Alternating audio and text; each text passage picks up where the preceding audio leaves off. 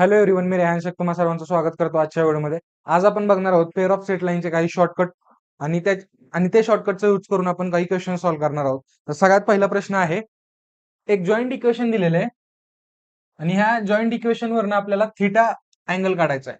पण थिटा नाही काढायचा, फायनल व्हॅल्यू आपल्याला काढायची कॉस थिटाची. ठीक आहे. तर क्वेश्चन काय बघा, द इक्वेशन ऑफ हे इक्वेशन दिलेले आहे represents pair of straight line आणि याच्यावरनं आपल्याला कॉस थिटाची व्हॅल्यू काढायची. ठीक आहे. आपल्याला पुस्तकामध्ये कॉस थिटाची डायरेक्ट व्हॅल्यू कोणतीही माहित नाहीये. आपल्याला व्हॅल्यू कोणती माहितीये, फॉर्म्युला कोणता आहे आपल्याकडे, tan theta equals to mod मध्ये 2√h² minus A B upon A plus B. हा फॉर्म्युला आपल्या पुस्तकामध्ये आहे. बघा, आपल्याला एच काय असतो माहिती, ए काय असतो माहितीये, बी काय असतो हे पण माहिती. त्याचा कम्पेअर ए बी च्या व्हॅल्यूज काढून आपण ह्या फॉर्म्युल्यामध्ये पुट करू. त्याच्यानंतर टॅन थिटा काहीतरी भेटेल. मग टॅन थिटा वरनं आपल्याला रेशो भेटणार अपोजिट अपॉन ऍडजसनचा. त्याच्यानंतर मग आपण काय करणार, कॉस थिटा काढणार. खूप मोठी प्रोसेस आहे, पण हा व्हिडिओ शॉर्टकटचा आहे. याच्यामध्ये मी तुम्हाला डायरेक्ट शॉर्टकट सांगणार आहे. तर ह्याच्यासाठी एक डायरेक्ट फॉर्म्युला आहे. कशासाठी, कॉस थिटासाठी. जसा टॅन थिटाचा फॉर्म्युला आहे ना, तसा कॉस थिटाचा सुद्धा एक फॉर्म्युला आहे. तो काय आहे, cos theta equals to mod मध्ये A minus B upon, formula आहे कॉस थिटा मॉड मध्ये A plus B upon A minus B चा होल स्क्वेअर प्लस 4h². ठीक आहे. हा फॉर्म्युला बघा.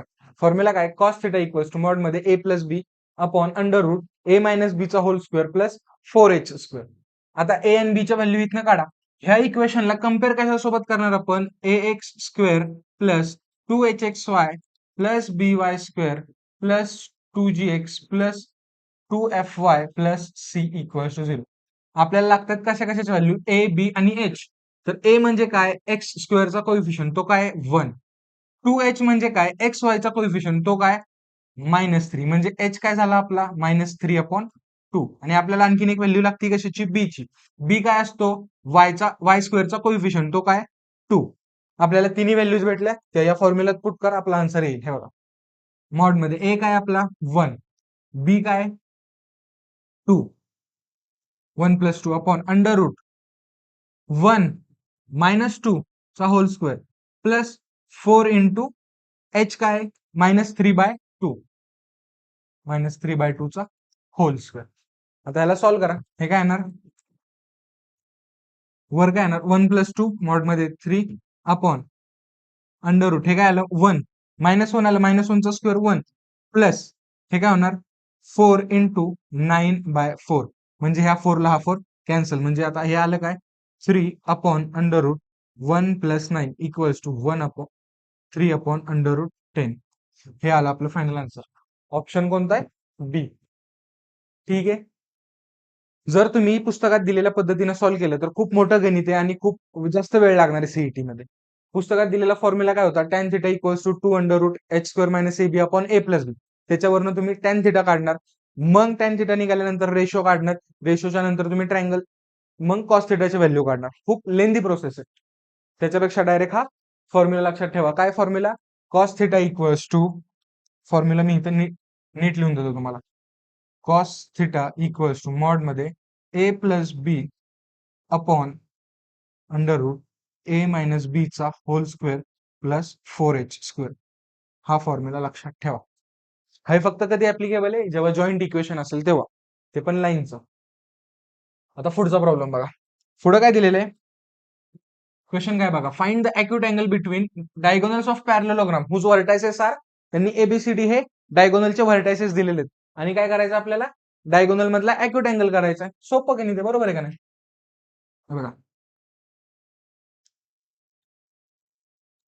काय दिलं त्यांनी, हा एबीसीडी नावाचा एक पॅरलेलोग्राम असेल. हा एक छोटा पॅरलेलोग्राम काढू आपण. त्याचं नाव काय, ए बी सी आणि डी. ठीक आहे. ह्याच्या डायगोनल्स मधला अॅक्यूट अँगल काढायचा. ह्या डायगोनल्स असतील एसी आणि बीडी. बघा, आपल्याला अॅक्यूट अँगल काढायचा. हा पेअर ऑफ स्ट्रेट लाईन मधला प्रश्न नाहीये, पण हा स्ट्रेट लाईन मधला प्रश्न आहे. का तुम्हाला सांगतो, कारण की tan theta equals to mod मध्ये m1 - m2 upon 1 + m1 m2. ह्या फॉर्म्युलाचा यूज करून आपण इक्वेशन सॉल्व्ह करणार आहे. का? कारण की बघा इथं काय दिले त्यांनी, पॉइंट्स कोऑर्डिनेट्स दिलेत त्यांनी व्हर्टायसेसचे. आपल्याला एसी ए चा पॉइंट माहितीये, सी चे पण पॉइंट्स माहितीत, कोऑर्डिनेट्स माहितीत. ह्यांच्यावरनं आपण एसी चा स्लोप काढू शकतो, तो आपला काय होणार M1. बीडी चा स्लोप काढू शकतोय, तो काय होणार M2. आपण ह्या फॉर्म्युल्यात पुट करू आणि आपला tan थिटा इक्वल्स टू आपल्याला व्हॅल्यू भेटून जाईल.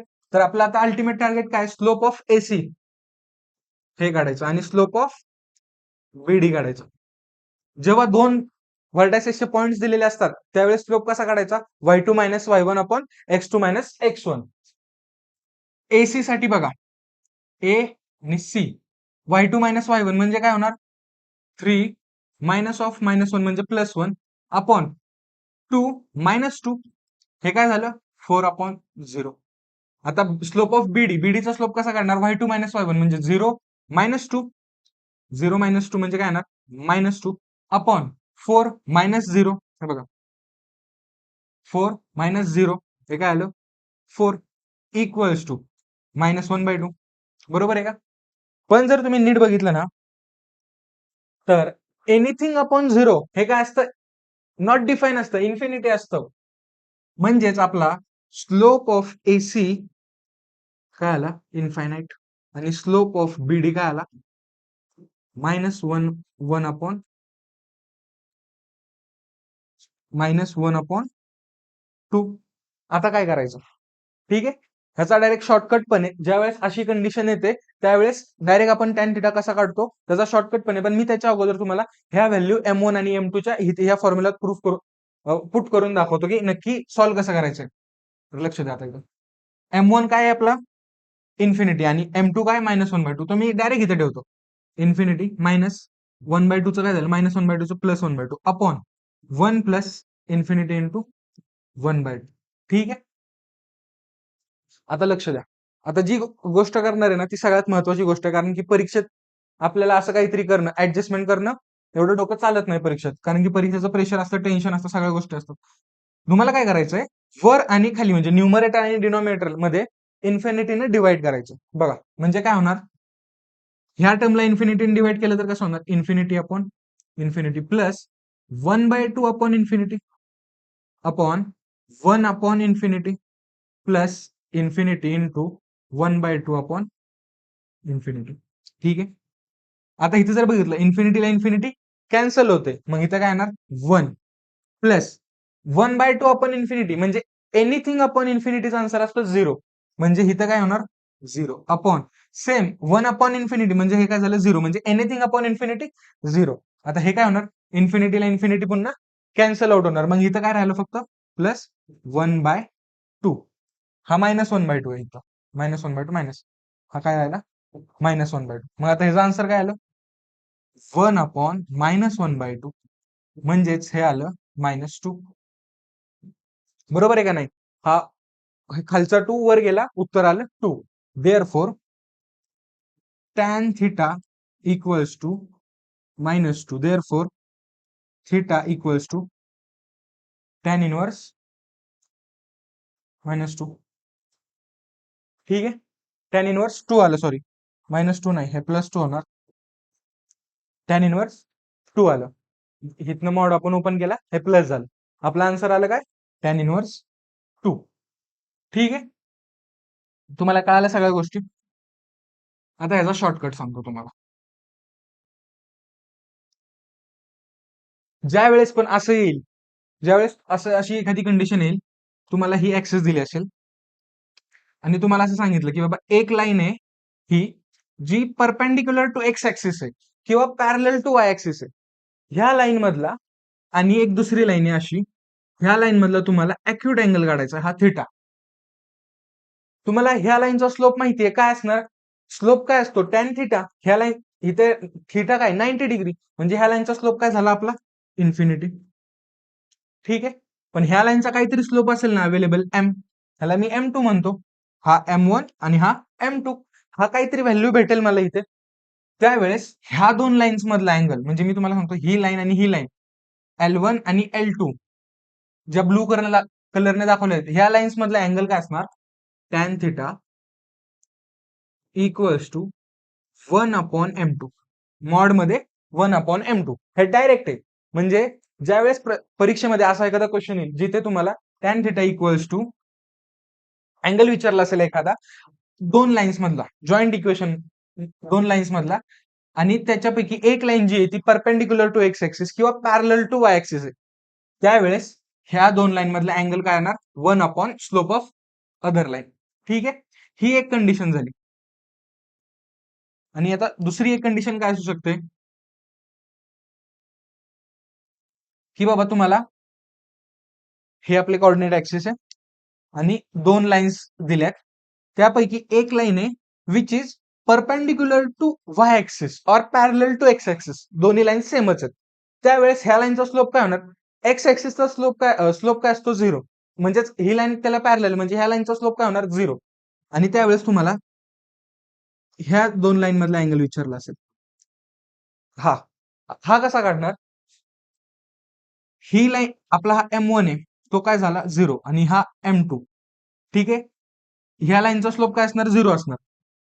मग tan theta equals to mod मध्ये M2. कळालं का? ज्या वेळेस line perpendicular to X axis असेल त्यावेळेस त्या दोन वेगळ्या लाईन मधला अँगल काय असणार 1/m2, आणि ज्या वेळेस line parallel to X axis असेल त्यावेळेस ह्या दोन लाईन मधला अँगल काय असणार स्लोप ऑफ अदर लाईन. ठीक आहे, आय होप कळालं असेल, हे खूप कामाला येते, याच्यामुळे वेळ वाचतो परीक्षेमध्ये आपला. आता पुढचा प्रश्न बघूया काय. हे बघा,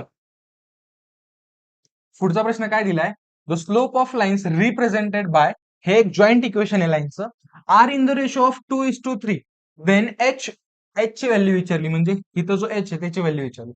हे बघा, मी तुम्हाला सांगतो, हा व्हिडिओ तुम्ही इथं पॉज करा आणि हा फॉर्म्युला दिलेला आहे.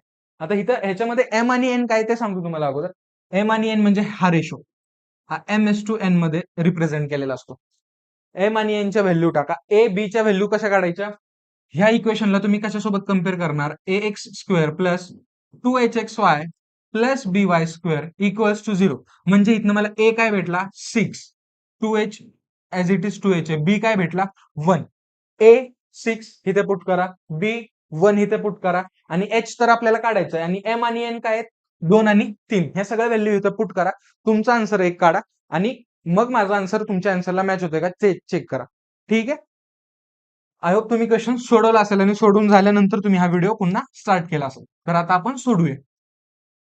फॉर्म्युला ते काय दिले शॉर्टकट बघा, m+n चा whole square A B equals to 4mn(h²) हे दिलेले.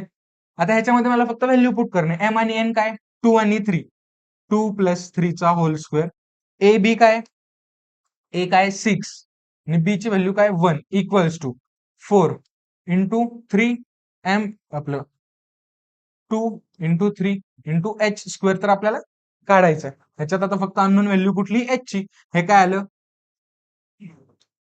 5 चा, हे झालं 2 + 3 5, 5 चा स्क्वेअर 25 इंटू 6 इक्वल्स टू, हे काय झालं 4, 4 2 जा 8, 8 3 जा 24 इंटू h². आता ह्या 24 ला इकडे आणा, काय होणार 25 into 6 upon 24 equals to h².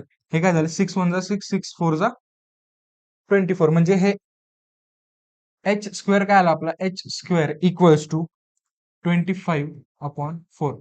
Therefore h ची व्हॅल्यू काय आली, h काय असणार 5/2.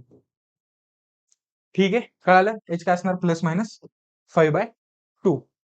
आय होप तुम्हाला दोन्ही हा क्वेश्चन कळाला असेल आणि तुमचं आन्सर सुद्धा माझ्या आन्सर सोबत मॅच झाला असेल. ह्याच्यामध्ये लक्षात काय ठेवायचंय, ज्या वेळेस सुद्धा रेशो असेल दोन स्लोप्सचा त्यावेळेस सरळ हा फॉर्म्युला यूज करायचा, काय m+n² A B equals to 4mn(h²). आणि मग बाकी सगळ्या व्हॅल्यू तुम्हाला ते कधी कधी ए बी विचारतील, कधी कधी एम विचारतील, बाकी सगळ्या व्हॅल्यू दिलेल्या असतील, एखादा रेशोचं रिलेशन दिलेलं असेल. ठीक आहे, आता हा शेवटचा प्रॉब्लेम आहे. ह्याच्यामध्ये काय दिले बघा, the joint equation of bisector of angle between lines. हे काय एक जॉईंट इक्वेशन आहे आणि ह्याच्यात बायसेक्टरचं इक्वेशन विचारलेलं आहे. पुन्हा तुम्ही तसंच करा. आता तुम्हाला ए बी काय कसा काढायचं हे माहिती, एच कसा काढायचा हे माहिती, तरी बघा काय ह्याला कम्पेअर कशासोबत करणार, ax² plus 2hxy plus by² equals to 0. मग आपल्याला ए काय भेटला 2, 2h काय 11, म्हणजे h काय झाला आपला 11/2. 2. मग बी काय आहेत ना 3. ह्या सगळ्या व्हॅल्यू भेटल्या, ह्या फक्त इथं पुट करा, तुमचा आन्सर भेटून जाईल. हा व्हिडिओ इथं पॉज करा, आन्सर काढा आणि मग पुन्हा हा व्हिडिओ चालू करून आन्सर चेक करा की तुमचं आणि माझं आन्सर मॅच होतंय का नाही. ठीक आहे, सॉल्व्ह करूया. ते काय फॉर्म्युला काय दिलं तिथे, शॉर्टकट काय, X square minus Y square upon A B equals to X Y upon H. X Y हे काय व्हेरिएबल आहेत, ह्याच्यामध्ये काय आपण पुट करणार नाही, त्यामुळे त्यांना ऍज इट इज ठेवा. ए बी काय, ए काय 2, बी काय 3, 2 into 3, sorry A minus B आहे. त्याच्यानंतर एक्स वाय काय ऍज इट इज राहणार व्हेरिएबल आहे, आणि एच काय 11/2. तर हे कसं आलं, X square minus Y square upon 2 minus 3 minus 1 equals to X Y, हा खालचा 2 वर जाऊ दे, मग ते काय येणार 2xy अपॉन 11. आता हे क्रॉस मल्टिपल, ह्या 11ला इकडे आणा, हे काय होणार 11 into X square minus Y square equals to, हा -1 इकडे गेला, काय होणार -2xy.